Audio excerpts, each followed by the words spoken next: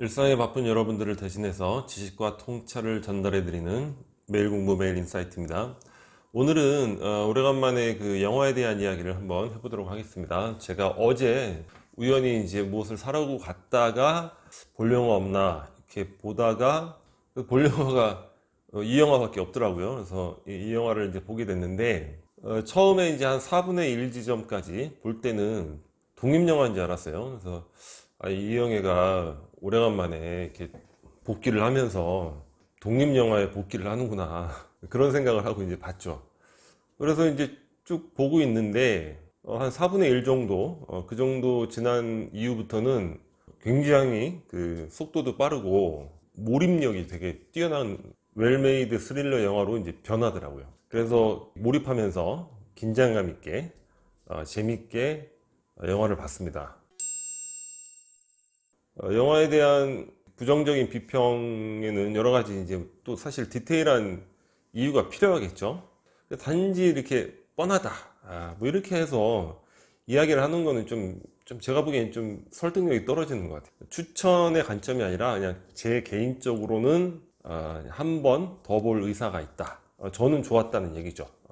그런 측면에서 이 영화에 대한 평가를 좀 전달해 드리고 싶습니다. 그 이유는 뭐냐면 아까도 말씀드렸듯이 이제 몰입감이 좋았고, 그리고 이제 영화는 영상 언어니까 가급적 영상 언어로 이렇게 이제 군더더기 없이 뭔가 짜임새 있는, 그건 이제 웰메이드라고 하잖아요. 그런 것들이 잘 돼 있는 것 같아요. 물론 단점도 분명히 있겠죠. 뭐 다 또 개인적인 호불호가 다르니까. 근데 전반적으로 봤을 때는 평균적 수준 이상의 웰메이드 영화다. 그리고 배우들의 연기도 상급 정도의 수준이었다. 이런 생각이 들고요. 근데 이제 이 영화가 좀 아동을 학대하는 장면이 좀 나오는데 좀 연기가 좀 이렇게 세게 나온단 말이에요. 이렇게 때릴 때도 좀 진짜 막 세게 때리고 막 이런 부분들이 좀 있는데, 그런 게 좀 많이 불편하신 분들은 이 영화를 좀 피하시는 게 어떨까, 뭐 이런 정도 말씀을 드릴 수 있을 것 같습니다. 자, 그러면 이 영화에 대한 넓고 얕은 지식을 한번 살펴보도록 하겠습니다. 일단은 국제영화제에서 인정을 받았어요. 토론토 국제영화제, 자, 칸, 베니스, 베를린 영화제와 더불어서 세계 4대 영화제죠.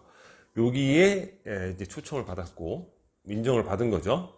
그다음에 로테르담 국제영화제, 이거는 이제 독립 영화 감독의 등용문 같은 뭔가 좀 작품성 위주의 권위 있는 영화제죠. 네덜란드에 있는, 여기에도 추천을 받았고, 또 자료를 찾아보다가 처음 알게 됐는데 피렌체에 그 한국영화제라는 게 있다는 거예요.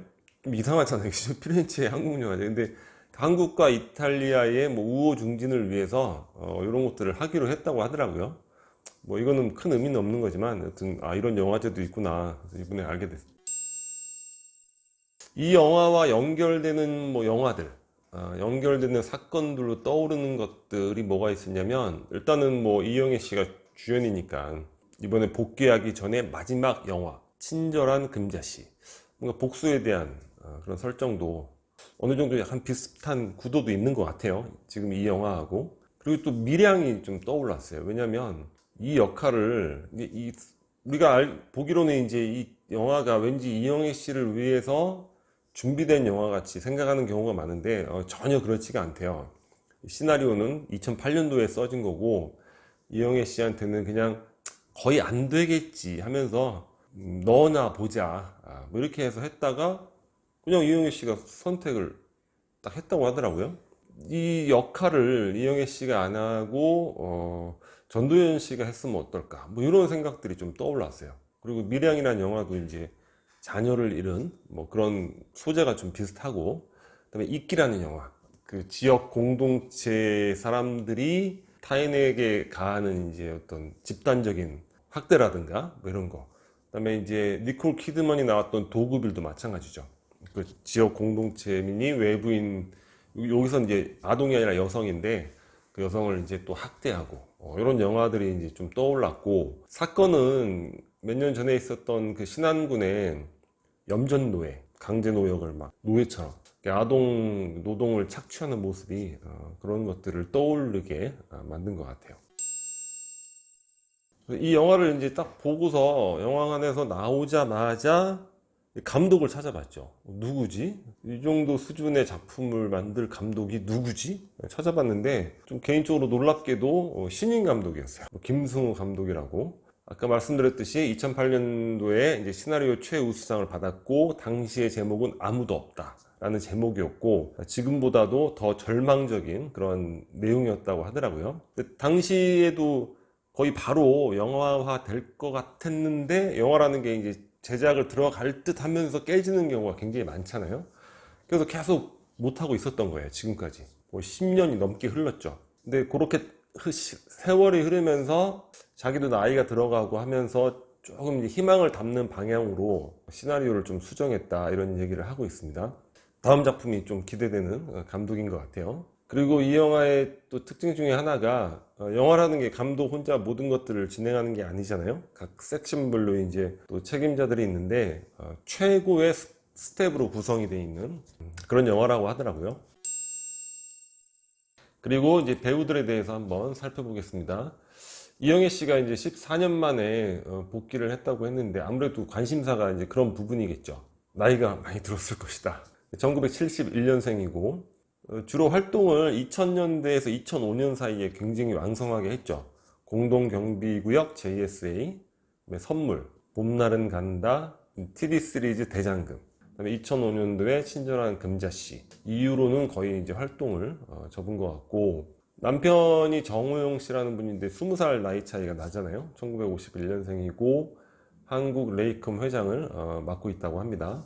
굉장한 자산가로 알려져 있죠. 그리고 이 영화에 또 빠질 수 없이 이제 우리가 거론해 볼 배우가 이제 유재명 배우인데, 이 유재명 씨는 연극판에서 굉장히 오랫동안 활동을 했고, 영상 쪽으로, 영화나 이제 방송 쪽으로 이제 분야를 옮기면서 단역도 사실 굉장히 많이 했어요. 많이 했는데, 일반인에게 알려지기 시작한 건 아무래도 이제 2015년도에 응답하라 1988. 이때부터 이제 동룡이 아빠로 나왔죠. 이때부터 이제 대중들에게 알려지기 시작했고, 이후로도 뭐 짧은 단역부터 시작해서 굉장히 그 다작을 하는 배우로 유명하죠. 내부자들에서도 기억이 나고, 2017년도에는 TVN 드라마 중에서 비밀의 숲이라는 드라마가 있었거든요. 조승우하고 이제 배두나가 함께 나오는 그런 드라마인데, 거기서 이창준 검사가 굉장히 그 비중 있는 역할을 맡게 돼요. 그리고 이제 올해 비스트라는 영화 있었고, 그리고 이제 이번 나를 찾아줘 영화인데, 이 영화는 유재명 배우에게는 확실한 그 변곡점이 될 것 같아요. 이영애 씨의 이제 남편으로 나온 박해준 배우입니다. 저는 이상하게 이 배우를 B급 배우로 생각하고 있었어요. 굉장히 좀 이렇게 악인 비슷하게 평면적인 인물로 이렇게 짧게 나오는 것만 봐서 그런 분이구나. 그래서 독전이라는 영화에서 되게 비중 있게 나왔잖아요. 좀 그때 의아했어요. 아니, 저분이 되게 또 비중 있는 역할도 많네.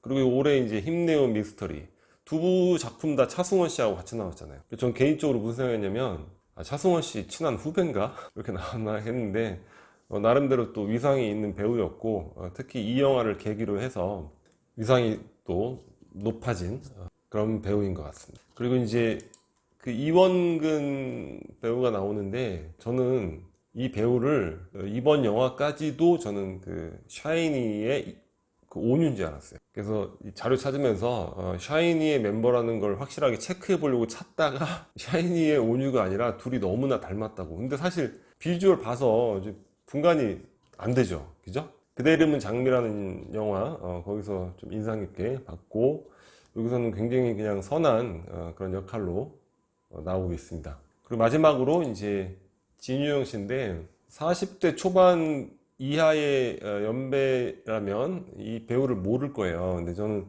이 영화를 보는데 그 강노인이라는 역할을 처음부터 묘하게, 아니 저 어디서 봤는데 이런 느낌이 강하게 들었어요. 그래서 계속 아니, 저 배우가 영화를 끝나갈 쯤에 그 진유영이라는 배우가 아닐까 이런 생각을 하긴 했는데, 끝나고 나서 바로 확인해 보니까 진유영이 맞는 거예요. 굉장히 반갑더라고요.